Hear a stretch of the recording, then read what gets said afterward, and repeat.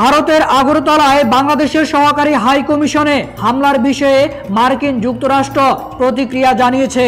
মার্কিন পররাষ্ট্র দপ্তরের নিয়মিত প্রেস ব্রিফিংয়ে মুখপাত্র ম্যাথিউস মিলার বলেন, যুক্তরাষ্ট্র আশা করে ভারত ও বাংলাদেশ তাদের মধ্যকার মতপার্থক্য শান্তিপূর্ণভাবে সমাধান করবে।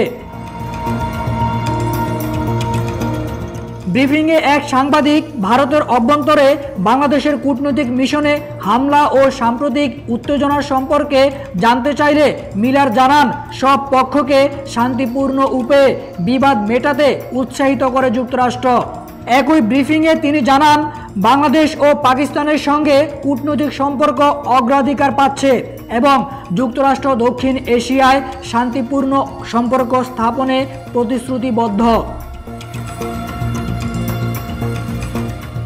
অন্যদিকে আন্তর্জাতিক অপরাধ ট্রাইব্যুনালের চিফ প্রসিকিউটরের বিশেষ পরামর্শক টবি ক্যাডম্যান বলেছেন, ভারত যদি বাংলাদেশ সরকারের আনুষ্ঠানিক অনুরোধ পায় তবে গণতান্ত্রিক রাষ্ট্র হিসেবে শেখ হাসিনাকে ফেরত পাঠানোর বিষয়ে পদক্ষেপ নেবে।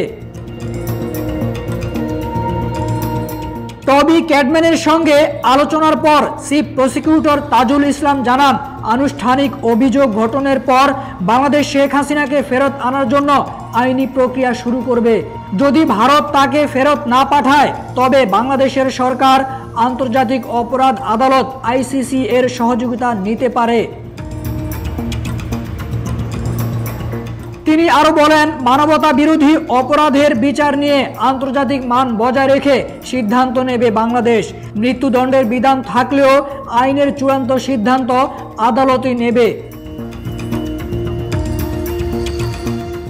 এমন পরিস্থিতিতে বাংলাদেশ ভারত সম্পর্কের উন্নয়ন ও ন্যায় বিচারের জন্য আন্তর্জাতিক সম্প্রদায়ের ভূমিকা অত্যন্ত গুরুত্বপূর্ণ বলে মনে করেন বিশেষজ্ঞরা।